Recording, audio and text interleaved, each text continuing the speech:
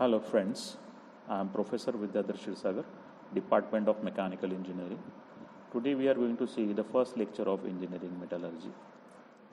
So let's see what will be the syllabus for the Engineering Metallurgy. The syllabus for Engineering Metallurgy, in which consists of Introduction of Material Science, in first unit, definition of material science, classification of material science, metals and alloys classification, ceramic glasses classification, polymers classification, difference between metals and non-metals, then mechanical properties of metal, crystallography, Miller indices, imperfections in materials. Then next we will see the syllabus of the complete subject is that Unit 1, which covers the introduction of material science. Unit 2 covers the solidification of pure metal topics. Then Unit 3, heat treatment processes. Unit 4, plain carbon steel.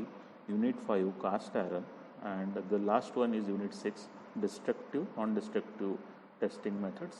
And the second part of this unit covers the powder metallurgy. So let's start with the first unit, in which we are going to just introduce the material science and engineering metallurgy. Material science is basically a science or a technology branch which involving the property of materials, matters on the basis of physical property, mechanical property and chemical property. And these property to find out what material application is. So material science definition is very simple. That is, material science is an interdisciplinary branch involving properties of matter and its application to various area of the science and engineering. Similarly, engineering metallurgy is a small domain part of material science. Hence, engineering metallurgy definition is in simple words. It is a domain part of material science that studies the physical, chemical and mechanical properties of different metals and its alloys, and to find out their application in different areas. So, next topic of this particular lecture, we will going to see the classification of material science. It is very important topic.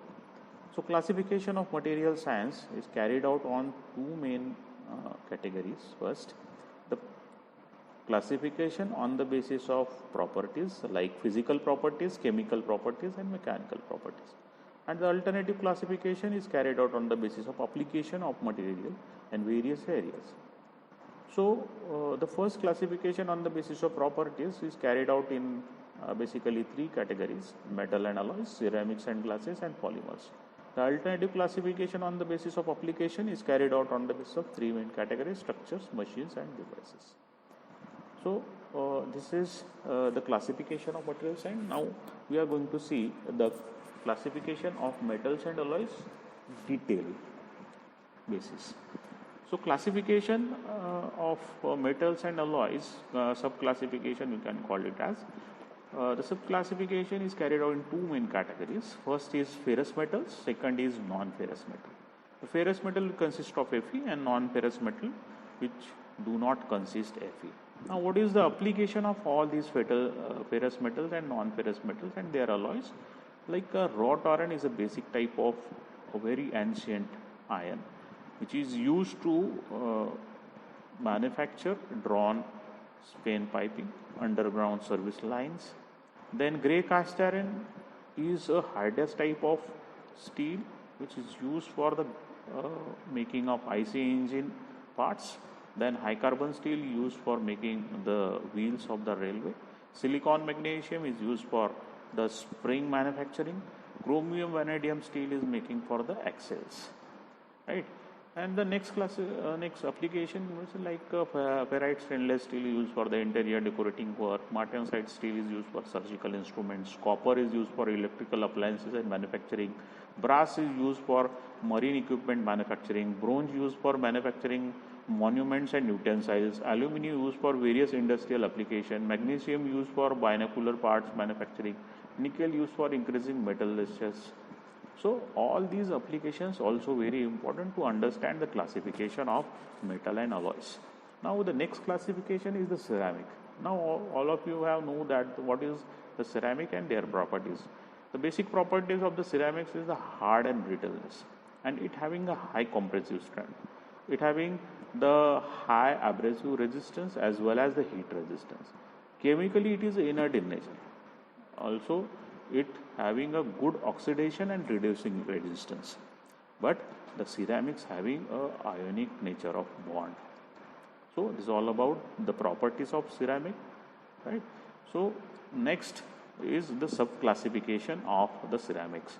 The sub-classification of ceramics is carried out under basically four main categories. First is clay products, second is glasses, then abrasives and insulators. So the clay products get sub-classified into the various categories as first is whitewares and structural clay products. Whitewares further classified into three main categories: porcelain, pottery and china. Then glasses will be sub-classified into soda lime glass, lead glass, borosilicate glass, aluminosilicate and fluid silicate glass. So all of the type of glasses having a wide application in industry, except soda lime glass having application in bottle manufacturing. Lead glass is used basically for electrical components, electrical bulbs and tubes.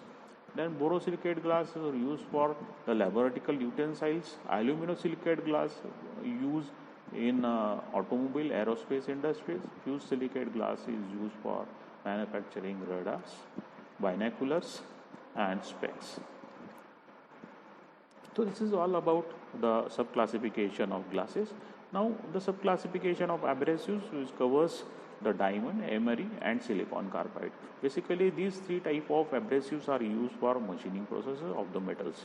Then the insulators. Insulators having two categories: glass wool and refractory. Basically these insulators, ceramic materials are used to insulate the outer atmosphere with the different atmospheres.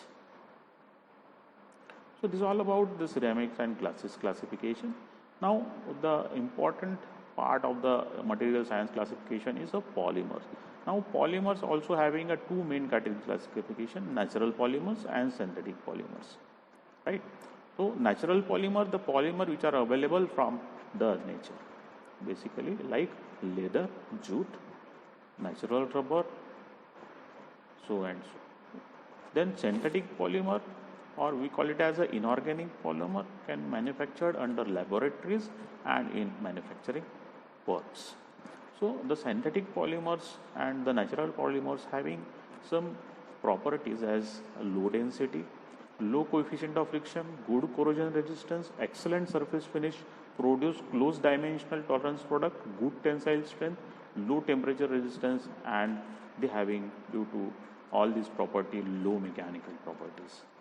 So these all properties makes the polymers advantageous. Thank you.